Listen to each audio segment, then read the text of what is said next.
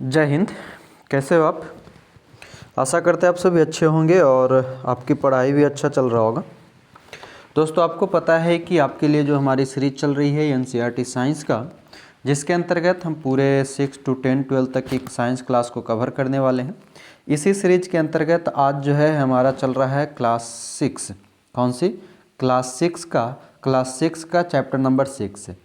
Actually अगर देखा जाए तो 2023-24 की जो नई वाली न्यू एनसीईआरटी है उसके तहत हमारा क्लास 6 आपका ख़त्म हो गया है। लेकिन जब मैंने 2020-21 का एनसीईआरटी देखा तो उसमें कुछ और चैप्टर ऐड किए हुए। 2023-24 वाले में मात्र 11 चैप्टर था। 2020-21 वाले में जो चैप्टर है उसमें 16 चैप्टर है। तो बचे कितने? 5 चैप्टर जो था वो बच गया था। तो उन्हीं 5 चैप्टर को हम कवर कर रहे थे।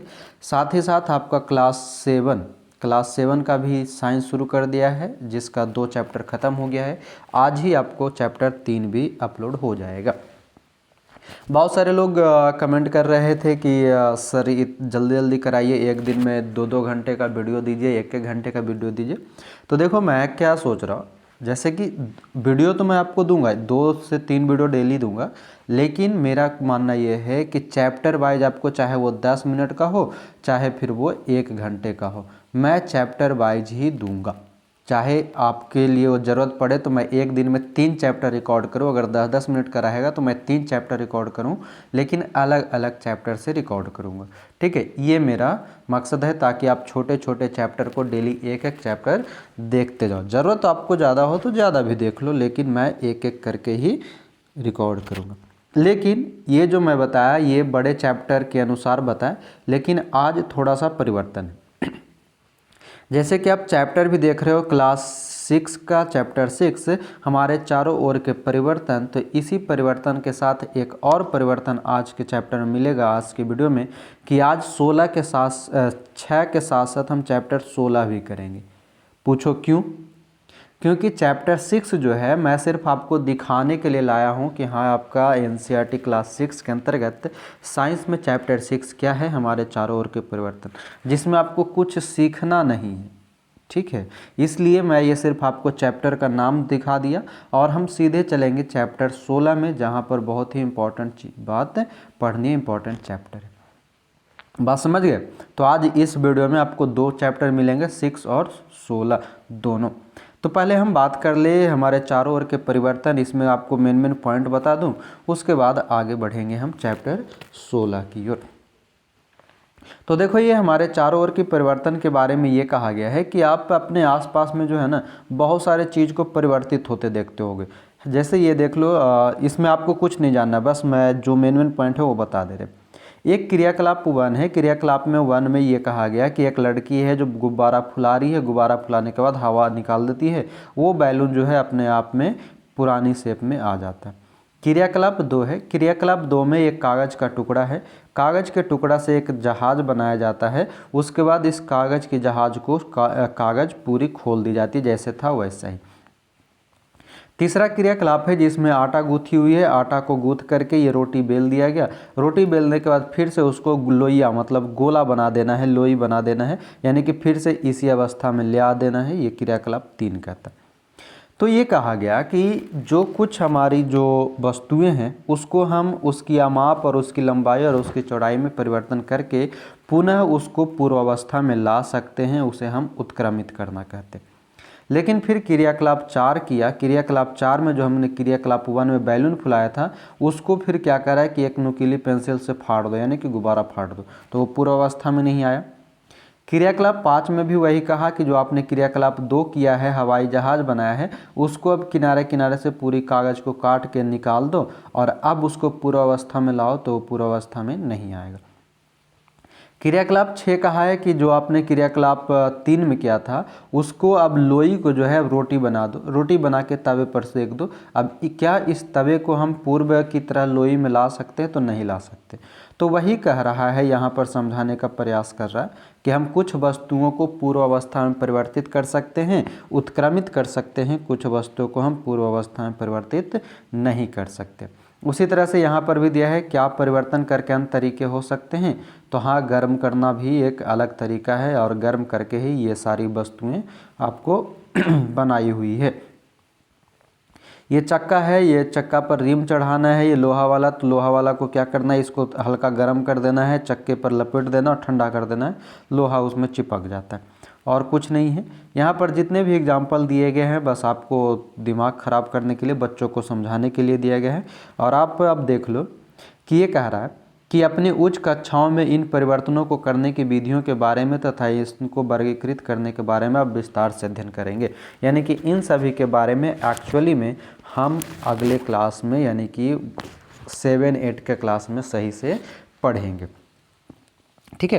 तब यहाँ पर कुछ प्रमुख शब्द है जिसके अंतर्गत परिवर्तन है कि यानी कि किसी की भी वस्तु में उसके माप, लंबाई, चौड़ाई में परिवर्तन करना ही परिवर्तन है। संकुचन वो है सिकुड़ने का काम होता है। बाष्पन वो है जहाँ पर वाष्प पानी जो है वाष्प के रूप में बदलेगा। प्रसार का मतलब होता है फैलना। गलन का मतलब होता है पिघलना।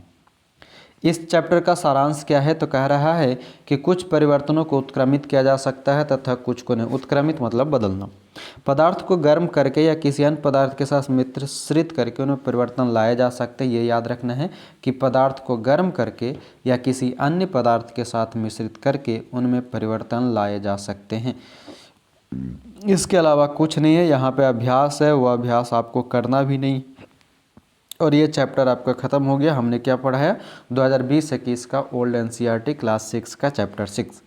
अब यहाँ ज़्यादा हम टाइम वेस्ट नहीं करेंगे, सीधे चलेंगे हम चैप्टर नंबर 16 की ओर, ठीक है। तो 16 पर जाने से पहले जल्दी से आप वीडियो को शेयर करके आएँ, कमेंट में बताएं और लाइक करें। तो चलते हैं चैप्टर 16 की ओर। आइए हम पहुंच चुके हैं चैप्टर नंबर 16 जिसमें है कचरा संग्रहण एवं निपटान। तो इसी निपटान के साथ साथ हमारा आज क्लास 6 भी निपट जाएगा, ठीक ना। तो वीडियो में लास्ट तक बने रहेंगे। ये वीडियो कुछ इंपॉर्टेंट होने वाला है और इम्पॉर्टेंट के साथ साथ इसमें बहुत सारे महत्वपूर्ण परिभाषा दिखाई देगा जो अक्सर एग्जाम में पूछे जाते हैं। बात समझ गए? तैयार हैं? तो आप पेन कॉपी फिर से ओपन कर लीजिए। बार बार मैं कहता हूँ, पर डे कहता हूँ कि self study is most powerful study than other study, ठीक है। तो एकदम क्या करना है, सेल्फ स्टडी करना, दिन भर कॉपी किताब लिए बेड पे बैठे रहना, जो मन करे वो पढ़ो, जहाँ से मन करे वहाँ से पढ़ो, लेकिन सब कुछ पढ़ो। तो आइए चलते हैं हम कचरा संग्रहण एवं निपटान में। तो यहाँ पर क्रियाकलाप जो है वो क्रियाकलाप आपको देखने की ज़रूरत नहीं है। बस आपको पता है कि आप अपने आसपास में बहुत सारे कचरा फैलाते भी हैं और कचरा फैलाने के साथ साथ बहुत सारे कचरा का आप निपटान भी करते हैं, ठीक है। खास करके लड़के जो होते हैं वो बादाम वगैरह खाएंगे रेलगाड़ी वगैरह पे, वहीं पे फेंक देंगे। लड़कियां जो है बहुत सारी बिस्किट और टॉफ़ी खाएगी, वो कौन सी डेयरी मिल्क, पर्क, कौन सी, और अपने बैग में डाल लेती है। तो ये सभी कारण जो है क्या है, कचड़ों का एक प्रकार है जिसमें प्लास्टिक, थैला, टीन ये सभी आता है। तो ये सभी को निपटान के लिए हम क्या कर सकते हैं, इसके बारे में आपको खोजना है। खोजने से पहले जो है तो यहाँ पर एक कदम स्वच्छता की ओर है। ये आप चश्मा देख सकते हैं गांधी जी का जिसमें लिखा हुआ है स्वच्छ भारत।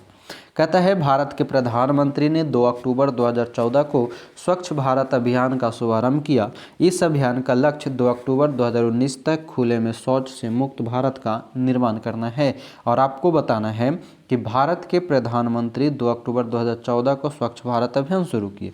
तो ये बताना है कि इस समय प्रधानमंत्री कौन थे, ठीक है, प्रधानमंत्री कौन थे। तो आइए अब हम पढ़ते हैं चैप्टर 16.1 के अंतर्गत कि कचरे का निपटान। कचरे का निपटान हम कैसे कर सकते हैं, तो सबसे पहले कहता है कि सफाई कर्मचारी कूड़ा एकत्र करके ट्रकों द्वारा निचले खुले क्षेत्रों में जहां गहरे गड्ढे या गर्त होते हैं ले जाते हैं। इन खुले क्षेत्र को हम भराव क्षेत्र कहते हैं। यानी कि जो सफाई कर्मचारी हमारे होते हैं वो हमारे कचड़ों को उठा करके कहाँ ले जाते हैं, तो वो ले जाते हैं किसी गड्ढे वाले क्षेत्र में, और उस गड्ढे वाले क्षेत्र को हम क्या कहते हैं, भराव क्षेत्र कहते हैं। फिर कह रहा है कि वहाँ कचरे के उस भाग को जिसका पुनः उपयोग किया जा सकता है उसी रूप में उपयोग न किए जा सकने वाले कचरे से पृथक किया जाता है। इस प्रकार कचरे में उपयोगी और अनुपयोगी दोनों अवयव होते हैं।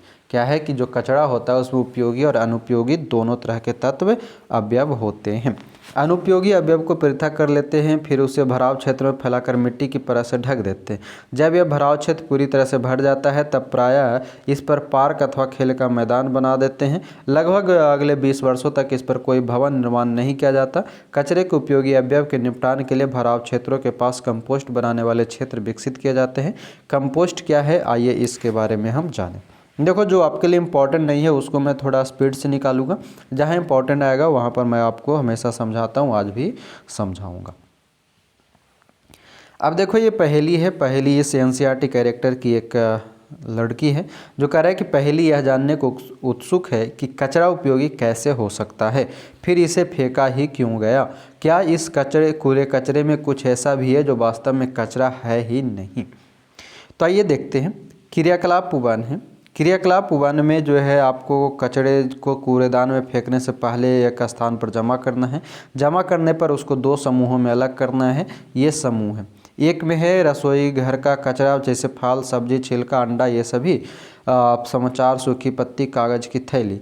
दूसरे समूह में है कपड़ों के टुकड़े पॉलीथीन थैली टूटा कांच एल्युमिनियम के रेपर्स कील जूते टूटे फूटे खिलौने। ठीक है, अब इन सभी को अलग अलग ढेर में बांटना है। बांटने के बाद जो है अब आपको क्या करना है, अलग अलग दबा देना है।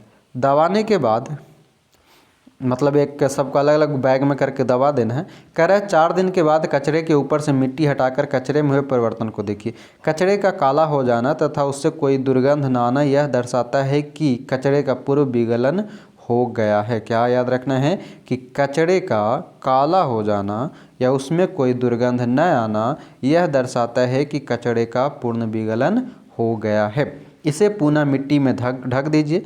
इसी प्रकार 2-2 दिनों के अंतर पर इनका अवलोकन करके अपने प्रेक्षणों के सुझाव अनुसार नोट कीजिए क्या कचरा पूर्णतः विगलित है एवं उसमें दुर्गंध नहीं आता, आंशिक रूप से है, लगभग पूर्णतः विगलित है लेकिन दुर्गंध आ रही है, कोई परिवर्तन नहीं हुआ, किसी ढेर के कचरे का विगलन हुआ या किसका नहीं, उसके बारे में आपको लिखना है, वो आपको कुछ नहीं करना।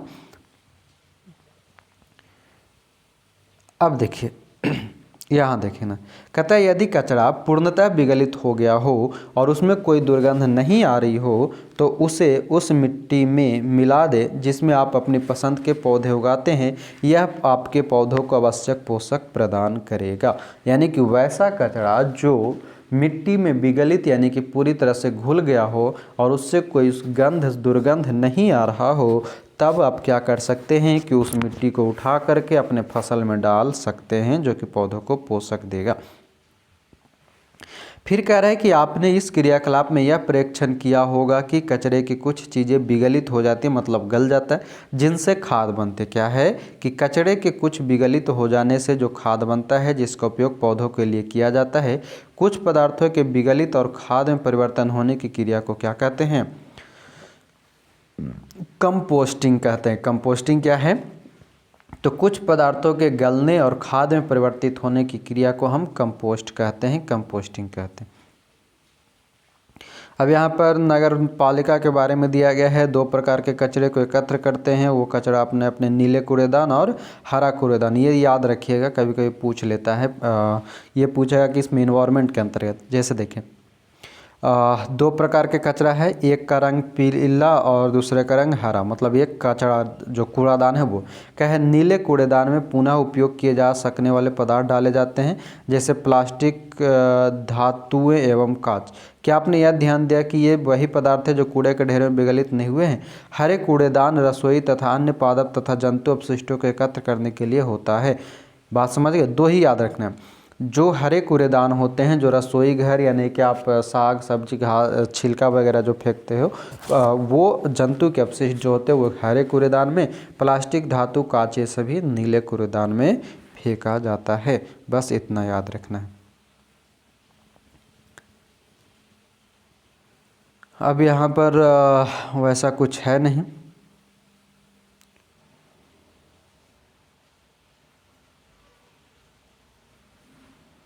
देखिए अब यहाँ पर थोड़ा सा समझना है कि क्या आपने सड़कों के किनारे सूखी पत्तियों के कचरे के ढेर देखे हैं। बहुधा इन्हें जला देते हैं, मतलब बहुत सारे लोग इन्हें जला देते हैं।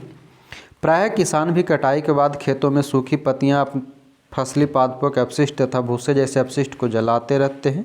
इन्हें जलाने पर स्वास्थ्य के लिए हानिकारक गैस तथा धुआं उत्पन्न होता है। हमें इस पद्धति को समाप्त करने का प्रयास करना चाहिए। इन अपशिष्टों को उपयोगी कंपोस्ट में परिवर्तित किया जा सकता है।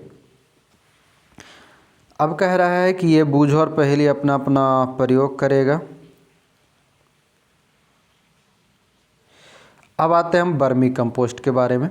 कह रहा है कि हम पौधों को कंपोस्ट देकर उनके मित्र बन सकते हैं। कंपोस्ट बनाकर हम स्वयं अपने भी बहुत अच्छे मित्र बन जाएंगे। मित्रों के विषय में बात करते समय क्या आप यह जानते हैं कि केचुआ किसान के मित्र कहे जाते हैं? अक्सर ये सवाल पूछा जाता है। आइए यह पता लगाएं कि केचुआ की एक प्रजाति लाल केचुआ, ध्यान देंगे, लाल केचुआ कंपोस्टिंग में कैसे उपयोगी होता है। लाल केचुए की सहायता से कंपोस्ट बनाने की इस विधि को वर्मी कंपोस्ट या क्रीमी कंपोस्टिंग कहते हैं। ध्यान रखना है, केचुआ से बनाए गए जो कंपोस्ट होता है उसे हम वर्मी कंपोस्ट या क्रीमी कंपोस्टिंग कहते हैं। ठीक है, और केचुआ को हम क्या कहते हैं? किसान का मित्र कहते हैं। ये अक्सर सवाल पूछा जाता है। अब क्रियाकलाप करना है। क्रियाकलाप में आपके लिए कुछ काम नहीं है, आप सिर्फ देखो सुनो और कुछ नहीं। ये आपका लाल केचुआ है।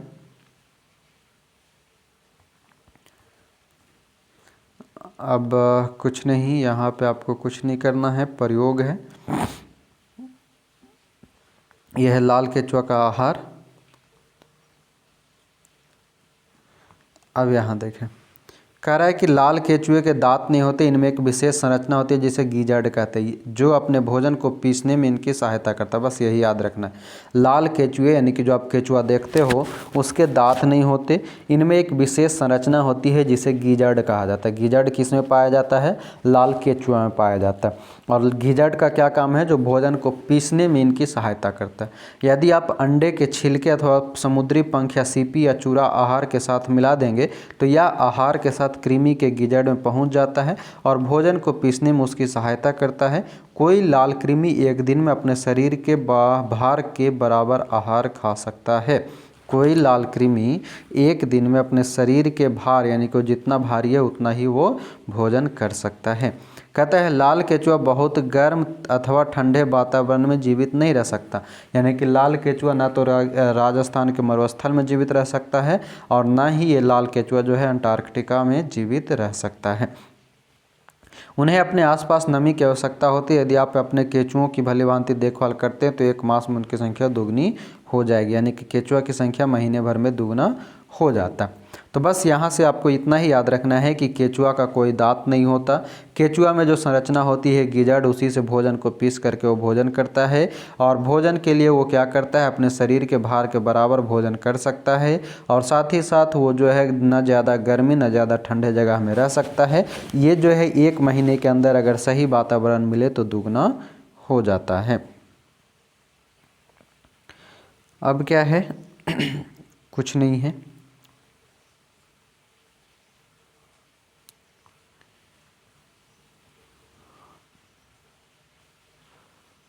सोचिए और फिर फेंकिए, ये सोचने और फेंकने वाली काम आपका नहीं है।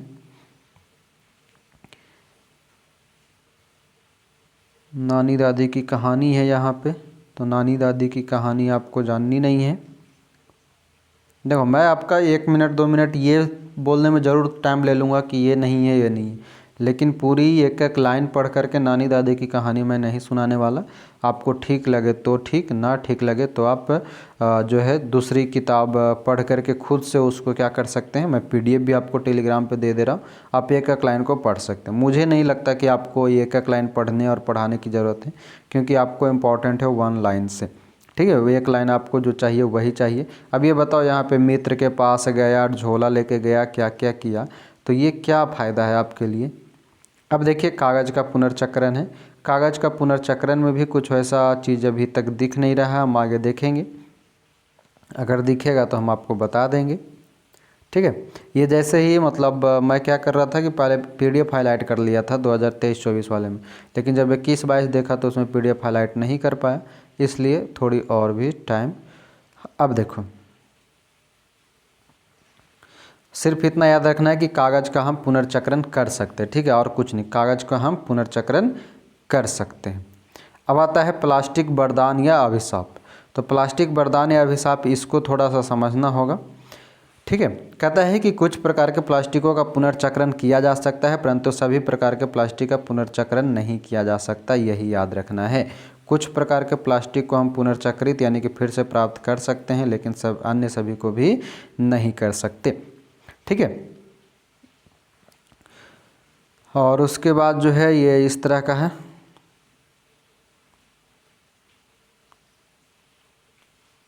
और ये कह रहा है कि प्लास्टिक का उपयोग संभवतः स्वयं कोई विशेष समस्या उत्पन्न नहीं करता। समस्या तब उत्पन्न होती है जब हम इसका अधिकाधिक मतलब बहुत ज़्यादा उपयोग करते हैं तथा अपशिष्ट प्लास्टिक के निपटान में अनजान होकर उसकी उपेक्षा करते हैं। आज हजारों हमारे चारों ओर यही हो रहा है, यद्यपि हम इसके दुष्प्रभावों से परिचित हैं। अब और कुछ नहीं है यहाँ पे। बार बार गवर्नमेंट भी कहती है, सरकार भी कहता है प्लास्टिक बंद करो, लेकिन हम सभी सुनते नहीं हैं। तो नहीं सुनते हैं तो ये हमारे लिए दोनों तरफ से शामिल है, यानी कि हानिकारक और लाभदायक दोनों। हानि में कैंसर भी हो सकता है। ठीक है, अब देखो पहेली का यह सुझाव है कि विषैले पदार्थों के संग्रहण के लिए उपयोग किए जाने वाले पात्रों का पुनर्चक्रण पृथक रूप से किया जाना चाहिए तथा इस पुनर्चक्रित प्लास्टिक का उपयोग प्लास्टिक की थैलियों के निर्माण में नहीं होना चाहिए। ये पहले का सुझाव है, बाकी और कुछ नहीं है।